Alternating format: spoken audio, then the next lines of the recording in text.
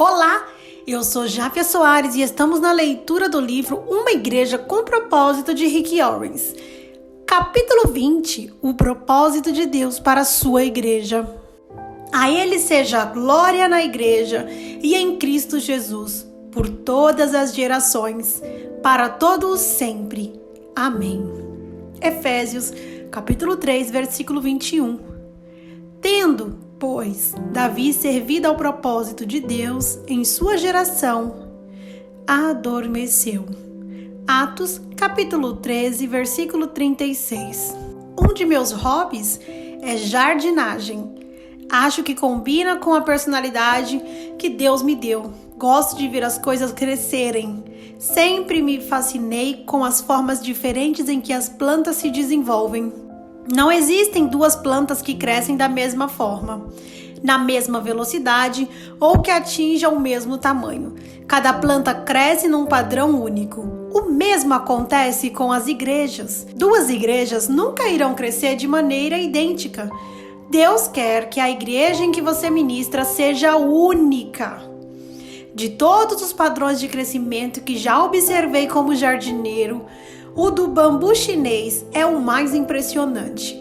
Ele cria raízes na terra e por 4 ou 5 anos, às vezes até por mais tempo, nada acontece. Você põe água e fertilizante.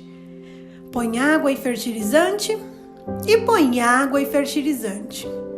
Mas não vê nenhuma evidência de que algo esteja acontecendo. Absolutamente nada. Cerca de 5 anos depois, porém, o bambu chinês cresce 30 metros. A World Book Encyclopedia registra o caso de um bambu que cresceu 7 metros num período de 24 horas. Parece incrível que uma planta fique aparentemente adormecida vários anos e, de repente, tenha um crescimento dessa magnitude. Mas isso acontece com todos os bambus chineses. Na conclusão deste livro, quero oferecer um conselho final. Não se preocupe demasiadamente com o crescimento de sua igreja. Concentre-se nos propósitos. Continue aguando, fertilizando, cultivando e podando. Deus fará que sua igreja cresça até atingir o tamanho que Ele deseja e na velocidade que melhor combina com a situação.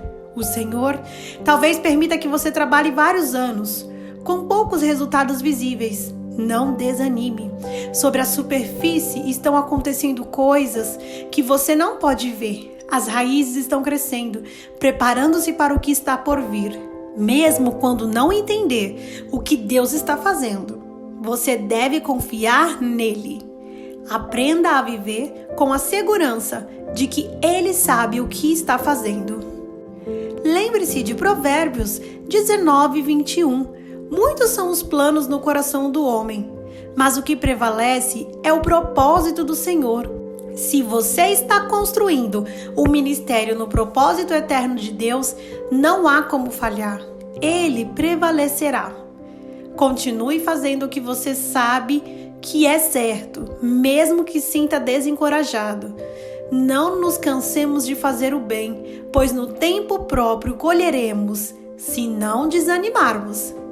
Gálatas capítulo 6, versículo 9. Assim como o bambu chinês, quando a hora chegar, Deus mudará as coisas, da noite para o dia. O mais importante é que você se mantenha fiel aos propósitos divinos. Seja uma pessoa com propósitos. As igrejas com propósitos são lideradas por líderes com propósitos. Atos capítulo 13, versículo 36. Um de meus versículos favoritos revela que Davi era dirigido por propósitos. Tendo, pois, Davi servido ao propósito de Deus em sua geração, adormeceu. Não consigo pensar em melhor epitáfio.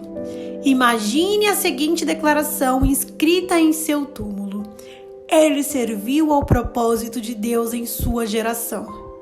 Minha oração é que Deus possa dizer isso de mim quando eu morrer. Minha motivação ao escrever este livro é que Deus possa dizer isso a seu respeito quando você morrer. O segredo do ministério eficiente é realizar ambas as partes desta declaração. Ele serviu ao propósito de Deus. A principal meta dessas páginas foi definir os propósitos divinos para a igreja e identificar suas aplicações práticas. Os propósitos de Deus para a igreja são também os propósitos de Deus para cada cristão. Na condição de seguidores de Cristo, devemos aplicar nossa vida à adoração, ao ministério, ao evangelismo, ao discipulado e à comunhão. A igreja permite que façamos isso juntos. Não estamos sós. Espero que você tenha percebido minha paixão pela igreja. Ao ler minhas experiências, amo a igreja de todo o meu coração. Não há conceito mais brilhante. Se pretendemos ser como Cristo, temos de amar a igreja como Ele a ama e ensinar outros a amá-la também, assim como Cristo amou a igreja e entregou-se por ela. Além do mais, ninguém jamais odiou o seu próprio corpo, antes o alimenta e dele cuida, como também Cristo faz com a igreja, pois somos membros do seu corpo. Efésios capítulo 5, versículo 25, 29 e 30. Muitos cristãos se servem da igreja, mas não a amam. O melhor discernimento que tenho da vontade de Deus me motiva a ter apenas duas aspirações: ser pastor de uma igreja local por toda a minha vida e encorajar outros pastores. Pastorear uma congregação de seguidores de Cristo é a maior responsabilidade, o maior privilégio e a maior honra que posso imaginar. Já escrevi que se soubesse alguma forma mais estratégica de investir minha vida, eu o faria, porque não quero gastá-la à toa. A maior missão que alguém pode cumprir nesse mundo é trazer pessoas a Cristo, torná-las membro de sua família, desenvolver a maturidade nelas, fortalecê-las, equipá-las para o ministério pessoal e enviá-las a cumprir o plano de Deus para a vida delas. Não tenho dúvida de que vale a pena viver e morrer por isso.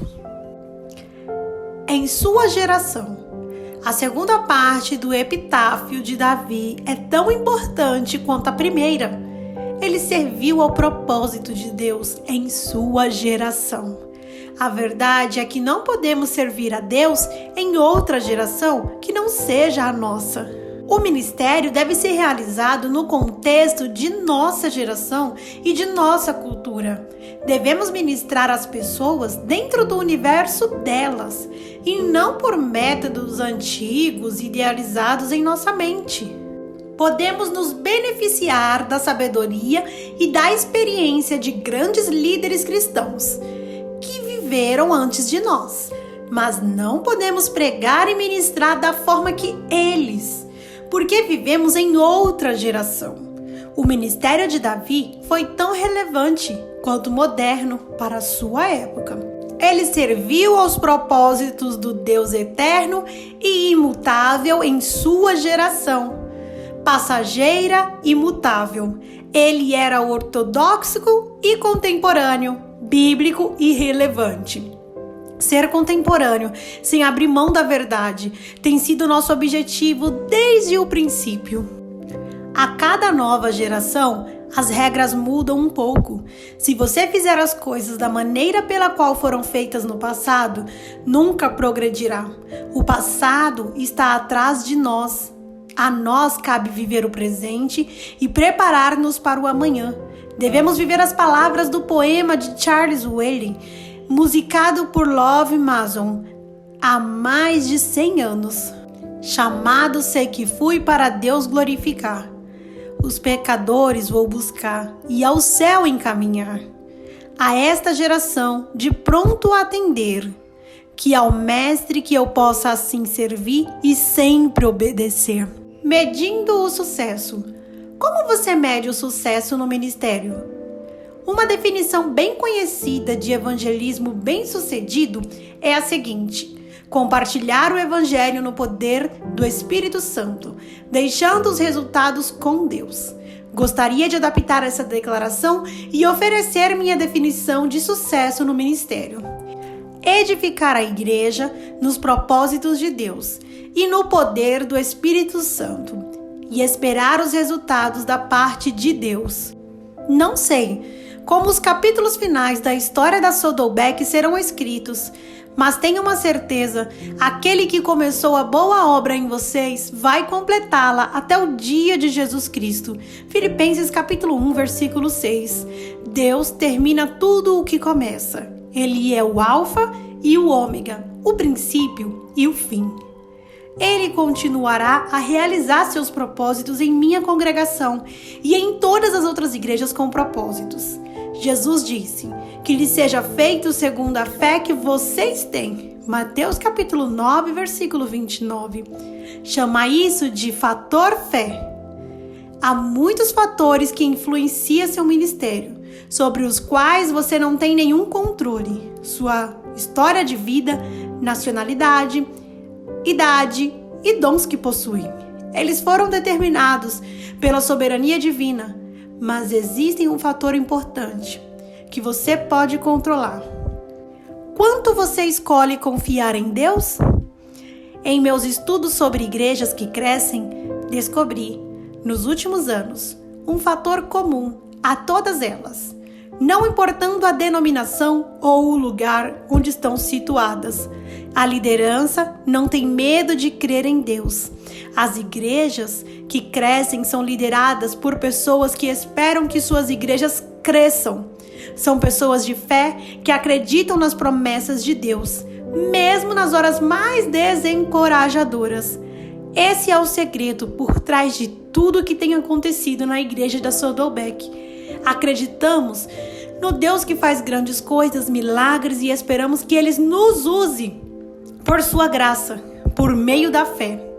Essa é a nossa escolha e deve ser sua escolha também.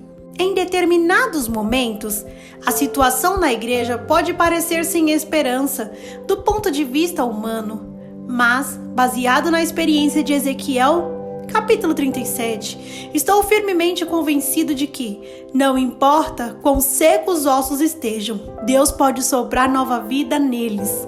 Qualquer igreja pode ter vida se permitirmos que o Espírito Santo implante em nós um novo sentido com relação a seu propósito. Essa é a razão de ser uma igreja com propósitos. Minha esperança é que este livro tenha fortalecido a sua fé, aumentando sua visão e aprofundando seu amor por Cristo e sua igreja. Espero que você compartilhe com aqueles que você ama em sua congregação. Aceite o desafio de implantar uma igreja com propósitos. A maior igreja da história ainda não foram erguidas. Você está disposto a aceitar essa missão? Oro para que Deus use sua vida no cumprimento de seus propósitos nesta geração. Não existe melhor maneira de aproveitar nossa vida neste mundo.